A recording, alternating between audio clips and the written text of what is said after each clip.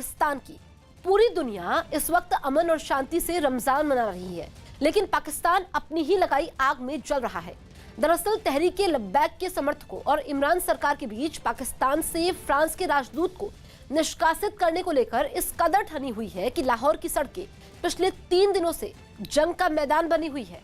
रविवार को तहरीक लब्बैक के समर्थकों और पाकिस्तानी सुरक्षा बल के बीच हुई हिंसा में 3 लोगों की मौत हो गई और कई बुरी तरह से जख्मी हो गए।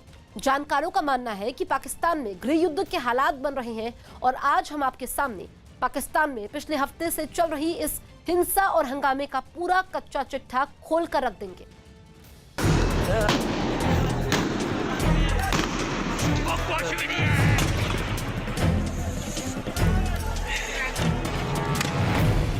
पाकिस्तान की सड़कों पर गदर,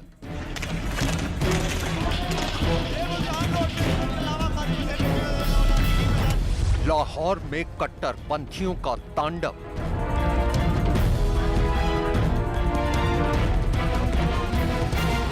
टीएलपी समर्थकों और पुलिस के बीच हिंसा,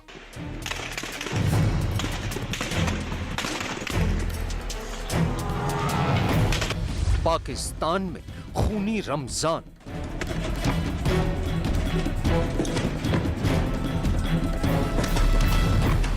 सड़कों पर पत्थरबाजी करते लोगों का हुजूम, भीड़ को तितर बितर करने के लिए आंसू गैस का उठता सफेद धुआं, तो उसी सड़क पर जलते टायरों से उठता काले धुएं का गुबार, और इस सब के बीच दिल दहलाती गोलियां चलने की आवाजें।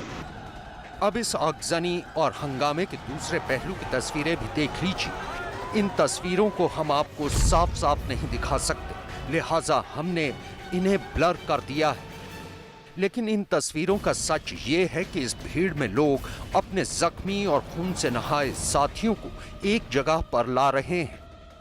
इस हिंसा और हंगामे में जो लोग मारे गए उनके साथ ही इसका सीधा सीधा आरोप पाकिस्तान के प्रधानमंत्री इमरान खान और उनकी सरकार पर लगा रहे हैं।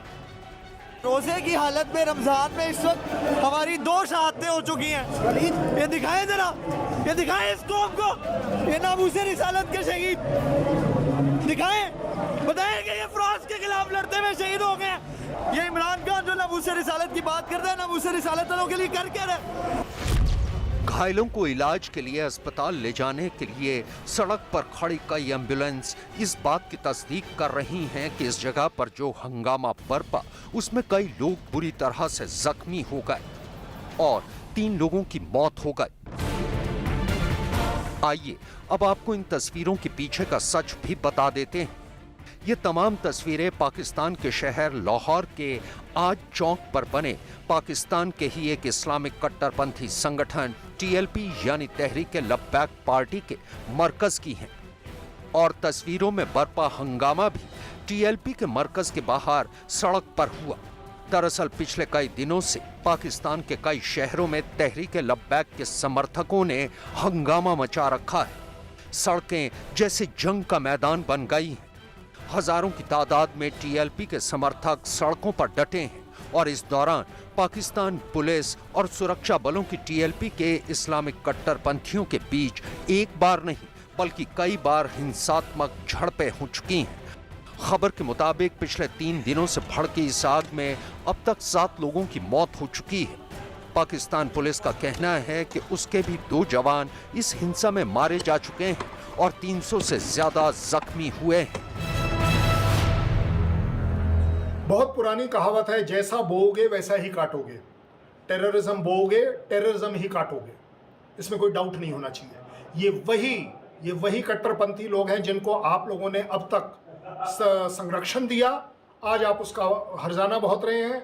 आप ही के लिए तकलीफ हो रही है। डिसाइड आपने करना है कि आपने कट्टरपंथियों के साथ चलना है या नहीं चलना है। दरअसल पाकिस्तान में फैले इस खून खराबे के पीछे पिछले साल फ्रांस की एक मैगजीन में छपा पैगंबर मोहम्मद का एक विवादित कार्टून है। इसी मसले को लेकर तहरीक लब्बैक ने इमरान खान सरकार को पाकिस्तान में फ्रांस के राजदूत को 20 अप्रैल तक निष्कासित करने का अल्टीमेटम दिया था। लेकिन उससे पहले ही 12 अप्रैल को पुलिस ने तहरीक लब्बैक के सरगना साद हुसैन रिजवी को गिरफ्तार कर लिया था। इतना ही नहीं, 14 अप्रैल को इमरान सरकार ने तहरीक लब्बैक पर आतंक रोधी कानून के तहत बैन लगा दिया। इसके बाद तहरीक लब्बैक ने इमरान सरकार के इस फैसले के विरोध में पूरे पाकिस्तान में विरोध प्रदर्शन शुरू कर दिया। लेकिन जब इमरान सरकार ने टीएलपी की मांगे नहीं मानी तो उसके समर्थकों ने अपना विरोध प्रदर्शन जताने के लिए हिंसा का सहारा लेना शुरू कर दिया। गृह युद्ध हमेशा से चल रहा था पाकिस्तान में। Pakistan was never stable. ये हमारे लिए दुख की बात है भारत में कि हमारा पड़ोसी देश हमेशा से गृह युद्ध में चल रहा था।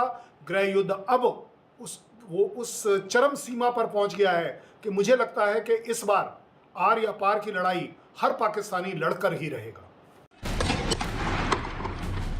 रविवार को लाहौर में भड़की हिंसा के बाद पुलिस का आरोप है कि कट्टरपंथी संगठन तहरीक लब्बैक के समर्थकों ने नावनकोट पुलिस थाने पर हमला किया और वहां मौजूद पुलिस कर्मियों पर पेट्रोल बम फेंके। इस दौरान पुलिस अधिकारी थाने में फंस गए और इसका फायदा उठाकर कट्टरपंथियों ने एक डीएसपी को अगवा कर लिया। पुलिस का यह भी आरोप है कि कट्टरपंथियों ने डीएसपी को अगवा करने के बाद उसे बुरी तरह से टॉर्चर भी किया। मैं नवाकोट डीएसपी ये आज एक ऑपरेशन कर रहे थे, ये जो थाने के आगे ब्लॉकेड है था, तो वहाँ मुश्तिल हजूम के पास आ गए। तो फिर कारी फारूक साहब ने उनको सारों को रोका और उनसे निजात दिलाई। आज सुबह लेकिन खुद पर लग रहे आरोपों को दरकिनार कर तहरीक लब्बैक पार्टी के प्रवक्ता ने इमरान सरकार को एक बार फिर धमकी देते हुए कहा है कि वो अपने समर्थकों के शव तब तक नहीं दफनाएंगे जब तक पाकिस्तान की सरकार फ्रांस के राजदूत को निष्कासित नहीं कर देती। आज सुबह 8 बजे लाहौर मरकज़ पर अचानक फोर्सेज ने हमला किया है और जिसमें कसीर तादाद में हमारे कारकुन शहीद हो चुके हैं, जबकि काफ़ी तादाद में ज़ख्मी हैं। अलियान पाकिस्तान से बिलुमूम और लाहौर से बिलखुसूस ये दरख्वास्त है कि फ़ौरन इस जुल्म के ख़िलाफ़ आवाज़ उठाएं, अपने घरों से बाहर निकले। हम इन शुहदा को तब दफनाएंगे जब फ्रांस का सफ़ीर इस मुल्क से दफ़ा होगा और हमारे मुआहदे पर अमल हो। दरअसल इमरान खान के लिए सरदर्द बने तहरीक लब्बैक के संस्थापक मौलाना खादिम हुसैन रिजवी की पिछले दिनों रहस्यमयी हालात में मौत हो गई थी, जिसके बाद उनके समर्थकों ने रावलपिंडी और इस्लामाबाद को घेर लिया था।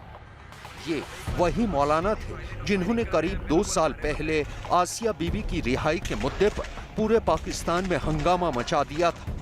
उनकी मौत के बाद अब उनके बेटे साद हुसैन रिजवी ने पार्टी की कमान संभाल रखी है। पाकिस्तान में ये जो आग लगाई हुई है इस समय, इसका कौन जिम्मेवार है? सिवाय पाकिस्तान के और किसी को जिम्मेवारी नहीं मिल सकती, क्योंकि जिस तरीके का आपका बिहेवियर रहा है दूसरे कंट्रीज़ के लिए, आप आज उसी आग में खुद पा रहे हैं, तो आपको तकलीफ हो रही है। जानकारों का भी मानना है कि आज पाकिस्तान में जो हालात हैं, उनके लिए वहां की सरकार ही जिम्मेदार है। मजहबी कट्टरता और आतंकवाद के जिस भस्मासुर को पाकिस्तान ने पाल पोस कर बड़ा किया है, वही भस्मासुर उसे आज झुलसा रहा है।